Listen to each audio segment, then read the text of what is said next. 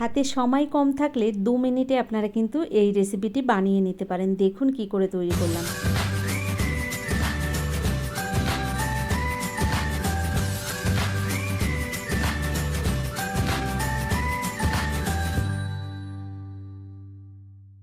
আজকের রেসিপিটি তৈরি করার জন্য প্রথমেই 1 প্যাকেট ব্রেড নিয়েছি। এরপর নিয়ে নিচ্ছি দেখুন একটা আলু সিদ্ধ। আলুটাকে খোসা ছাড়িয়ে নিয়েছি। একটা চামচ দিয়ে দেখুন ভালো করে আলুটাকে ম্যাশ করে নেব।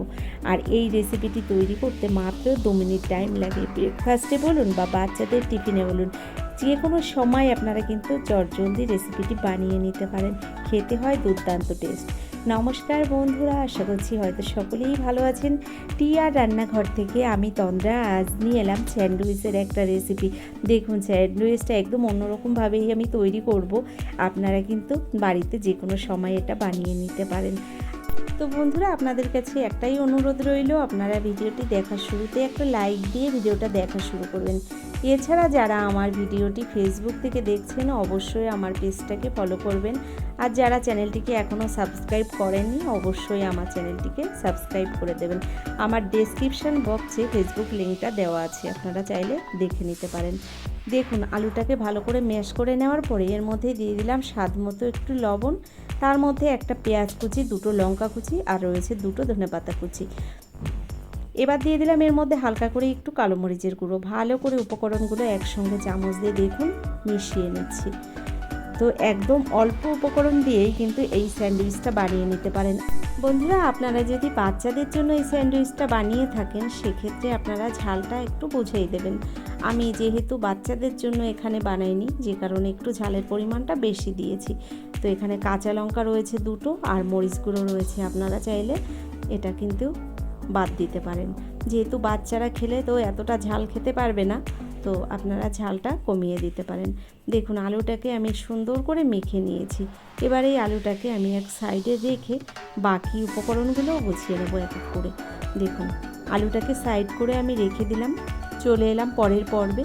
এখানে নিয়েছি দেখুন একটা ডিম। ডিমটাকে একটা বোলের মধ্যে দেখুন আমি ভেঙে দিচ্ছি। তো দেখুন ডিমটাকে আমি ভেঙে নিলাম একটা বোলের মধ্যে। অল্প পরিমাণে একটু লবণ দিয়ে দিলাম। এর মধ্যে দিয়ে দিলাম আবারও একটু মরিচ গুঁড়ো। তো দেখুন ভালো করে এবার সব কিছু ফেটিয়ে নেব। তার আগে দিয়ে দিলাম এর মধ্যে 2 হাতা পরিমাণে এখানে জাল করা দুধ রয়েছে। দুধটাকে ঠান্ডা করে নিয়েছি। তো দেখুন একসঙ্গে ভালো করে ডিম, দুধ আর মরিচ গুঁড়ো আর লবণটাকে মিশিয়ে নিচ্ছি। ভালো করে কিছুক্ষণ টাইম ধরে ডিমটাকে কিন্তু ফেটিয়ে নিতে হবে। তো দেখুন বেশ ভালো করে আমি ডিমটাকে ফেটিয়ে নিয়েছি। ডিমটাকে ভালো করে ফেটিয়ে নিয়ে সাইডে রেখে দিলাম। এবার নিয়ে এলাম প্রথম যে ব্রেড আপনাদের দেখিয়েছিলাম তার থেকে 4 পিস ব্রেড নিয়েছি। দেখুন একটা ছুরি দিয়ে মাঝখানে আমি টুকরো করে কেটে নিচ্ছি। 4 পিস ব্রেড থেকে এখানে আমি 8 পিস ব্রেড বানিয়ে নিলাম। দেখুন সমান পরিমাণে আমি কেটে নিয়েছি মাঝখানে। আর এবার দেখুন এর থেকে 1 পিস ব্রেডের ওপরে আমি যে আলুর পুরটা বানিয়ে নিয়েছি সেই আলুর পুরটাকে বেশ ভালো করে চামচ দিয়ে লাগিয়ে দিলাম। তো এভাবে দেখুন আপনারা দেখেই বুঝতে পারবেন আমি আলুর পুরটাকে সুন্দর করে দেখুন ব্রেডের উপরে লাগিয়ে দিলাম।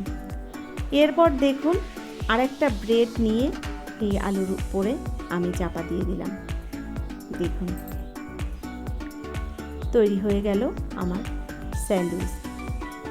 তো দেখুন এভাবে আমি সাইড দিয়ে একটু সমান করে দিচ্ছি। তো একইভাবে আমি বাকি স্যান্ডউইচগুলো বানিয়ে নেব। আর একটা ব্রেড নিলাম, তার উপরে দেখুন একইভাবে চামচ দিয়ে আমি আলুর পুরটাকে ভালো করে লাগিয়ে দিচ্ছি। আর সমান লেভেলে এটা কিন্তু লাগিয়ে দিতে হবে।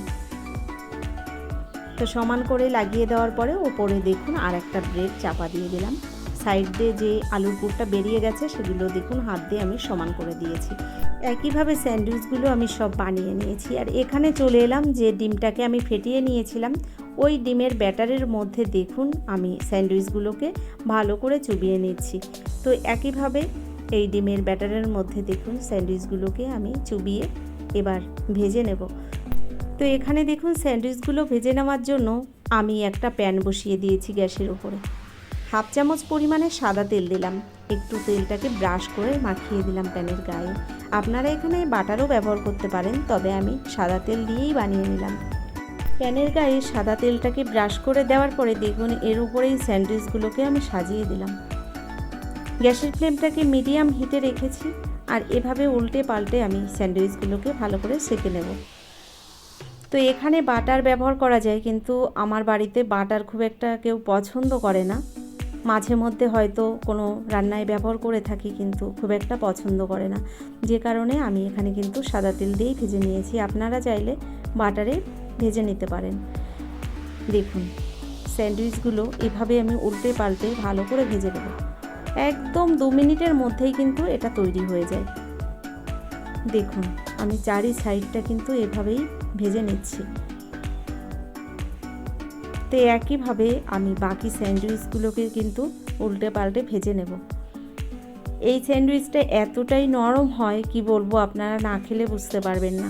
যেহেতু দুধ ব্যবহার করা হয়েছে এখানে, কিন্তু স্যান্ডউইচগুলো একদমই নরম থাকে আর খেতে হয় দুর্দান্ত টেস্ট। দেখুন স্যান্ডউইচগুলো এক এক করে আমি ভেজে নিয়েছি।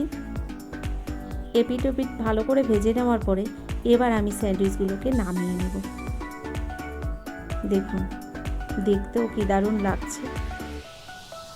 এবার স্যান্ডউইচগুলোকে আমি নামিয়ে নেওয়ার পরে আপনাদের দেখাবো সস দিয়ে পরিবেশন করে। তো বন্ধুরা, কেমন লাগলো আমার এই স্যান্ডউইচের রেসিপিটি? একদম অল্প টাইমের মধ্যে, হাতে সময় কম থাকলে আপনারা কিন্তু এভাবে বানিয়ে নিতে পারেন। খেতে হয় দুর্দান্ত টেস্ট আর ভীষণ হেলদি একটা রেসিপি। কেমন লাগলো আমার এই রেসিপিটি অবশ্যই সেটা লিখে জানাবেন।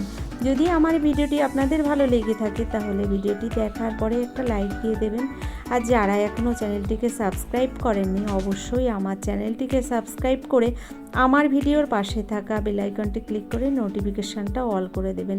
তাহলে কি হবে, আমার ভিডিও আপলোড করার সঙ্গে সঙ্গে তার নোটিফিকেশানটা আপনার কাছে পৌঁছে যাবে। আপনি আপনার টাইম মতোই ভিডিওটি দেখে নিতে পারেন। এছাড়া যারা ভিডিওটি ফেসবুক থেকে দেখছেন অবশ্যই আমার পেজটাকে ফলো করবেন। আমার ডেসক্রিপশান বক্সে ফেসবুক লিঙ্কটা দেওয়া আছে, আপনারা চাইলে আমার ফেসবুকটাকেও ফলো করতে পারেন। দেখুন এখানে আমি স্যান্ডউইচগুলো ভেজে নামিয়ে নেওয়ার পরে সস দিয়ে পরিবেশন করেছি, আর আপনাদের দেখানোর জন্য দুটো স্যান্ডউইচ কিন্তু আমি অন্যভাবে বানিয়ে নিয়েছি। আপনারা কিন্তু এভাবেও বানিয়ে খেতে পারেন। তো বন্ধুরা, আপনারা দেখুন স্যান্ডউইচটাকে না ছেঁকে এভাবেও কিন্তু আলুর পুর দিয়ে খেতে পারেন, এটাও মন্দ লাগে না। তো আজকের মতো এই পর্যন্তই। পরবর্তী ভিডিও নিয়ে হাজির হয়ে যাব। ততক্ষণের জন্য আপনারা সকলে ভালো থাকবেন।